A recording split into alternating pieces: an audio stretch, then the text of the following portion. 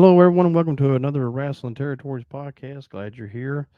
Tonight, I'm going to talk about some more what ifs, some matches that actually did happen, but the storylines wasn't there, and maybe a couple more that I would like to have seen. Maybe you like to have seen. So stay tuned for that. We're going to talk about teams like the Road Warriors and Demolition, the British Bulldogs, and Rock and Roll Express. So stay tuned. Okay.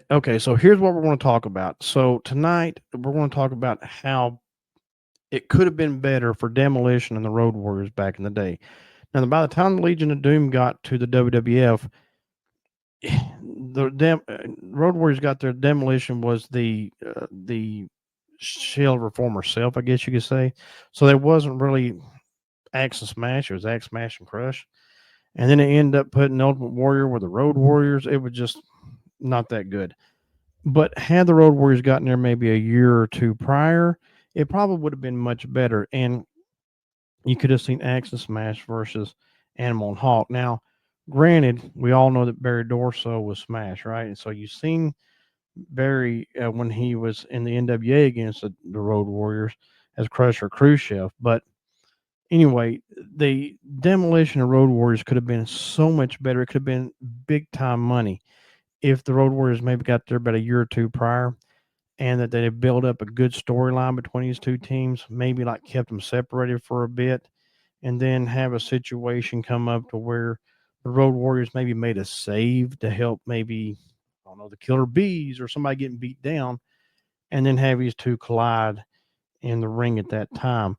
I really believe that that would have been a big time money situation for the WWF. However, what we got was still not horribly bad, but it was the Road Warriors against Axe, Smash, and Crush, and it was usually Smash and Crush, and Axe was not involved, and it just wasn't the big money that it could have been had it been maybe a year or two sooner. But comment below, let me know what you think.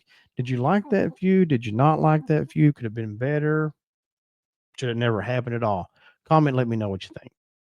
All right, so for the next one, I want to talk about the British Bulldogs and Rock and Roll Express. Now, this matchup happened in 1989. These two teams. There's a clip of it on YouTube you can find. I don't remember if there was ever an outcome of it. Maybe it was like a double count out or something, DQ, or I don't remember how that went. Anyway, could these two teams had a good feud in a storyline over maybe a year or two?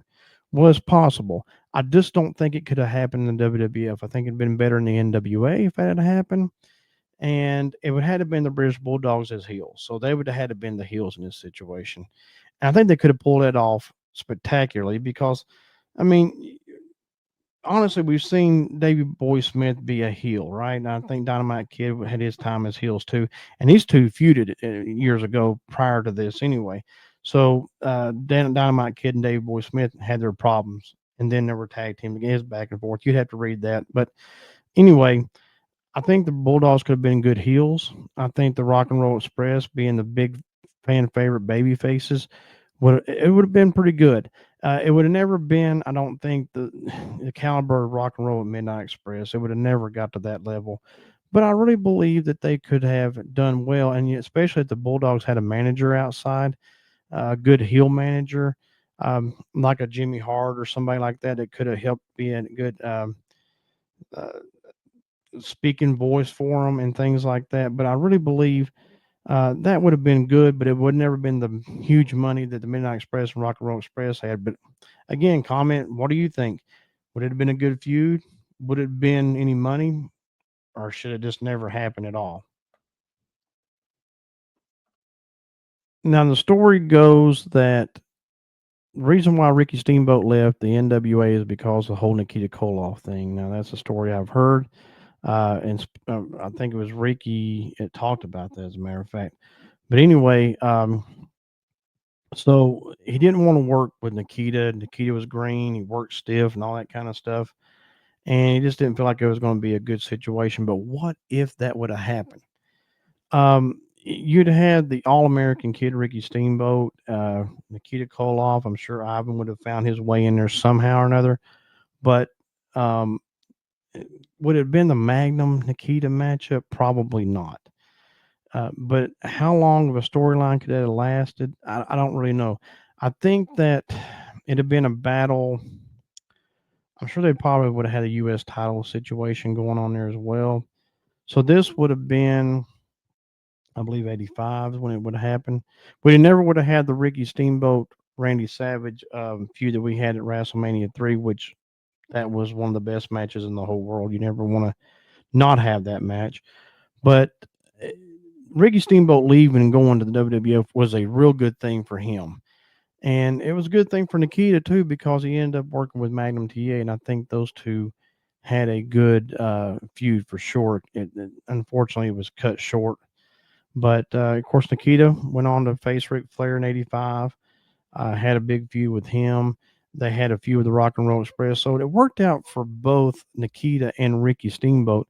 But comment below what you think. Do you think if Ricky stayed, it would have been a good feud between these two, or do you think it'd have been kind of a lackluster situation? Okay, so another one I think would have been good if it could have happened. Jake the Snake Roberts as a heel against Magnum TA, U.S. title, let's say summer of '85. I think that would have been really good before the Tully Blanchard Magnum TA feud. You didn't want to get rid of the I Quit match from Starrcade, so you definitely wanted that to happen, right? But I think in the summer of '85, a matchup between Jake the Snake Robertson and Magnum TA would have been really good. I think you would have put the title on Jake for a while, let him defeat Magnum in a crooked way of some kind, and let that go back and forth in the summer, the Great American Bash. I think that would have drew a lot of money, and I think people would have loved to have seen him because the way these two guys wrestle were kind of similar in a way, and they kind of I think we could have gelled good. And if that would have been the case, they would have made money all over the place. And so Jake the Snake Roberts, Magnum TA, what do you think? Do you think that would have been a good feud, good battle for the U.S. title? Do you think it would have been eh, not that good, bad situation? Glad it never happened. Comment below what you think. Okay, so the final one I'm going to talk about tonight may have been pretty good. And I don't know when it could have happened. Probably, let's say, oh, it might have been better in '87. Instead of Ron Garvin and Ric Flair, what about Nick Bockwinkel and Ric Flair? Nick Bockwinkel as a face. And Nick Bockwinkel in the AWA as a face was really good. He did a good job as being both a heel or a face. And I think that he and Ric Flair would have been good. I don't think I'd have put the title on Nick Bockwinkel, but I think the feud, bringing it into Starrcade, would have been pretty good. It had been towards the end of Bockwinkel's career, obviously. But these two, I think, would have been able to go back and forth on the mic real good. I think they would be able to talk people into the arenas. And both of them have a heck of a good wrestling style. I think it'd been much better than Ron Garvin and Ric Flair for the world belt. But again, I just don't know that you put the world title on Nick Bockwinkel, but I think you just build up to it and Flair have some kind of by hook or crook win at Starrcade and keep the title.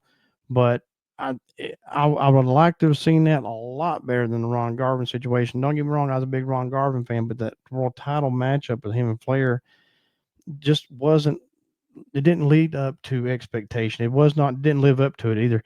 It didn't do anything, and it then kind of hurt Ron Garvin's career some.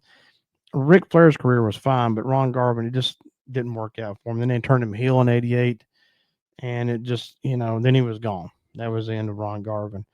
But Nick Bockwinkel, Ric Flair would have been a real good feud anytime in the '80s. It wouldn't have mattered when. And if I'm mistaken, these two I think may have hooked it up at some point in time. I had to go back and really look and see, but a good long storyline feud that never happened, and that would have been really good in the NWA. Maybe with AWA together, they could have worked it out to where they were cross promotion it, and had maybe some of the AWA stars at Starrcade. That'd have been good too. But Starrcade '87 was not all that good, but that could have made it maybe just a little bit better. All right. Well, I hope you enjoyed this podcast of what ifs, and we'll look at more of these because I got a lot of these ideas of matches I'd like to have seen as a kid. But let me know what you think. Comment below. Nick Bockwinkel Flair, would that have been good? All these matches I talked about, could the storylines been good? Even though the matches did happen with like the Rock and Roll Express and the British Bulldogs. Could the storyline been better if it had one with the Demolition and the Road Warriors? Could it have been better if it was a longer one? I don't know. Comment below and let me know what you think. And until next time, God bless. See you soon.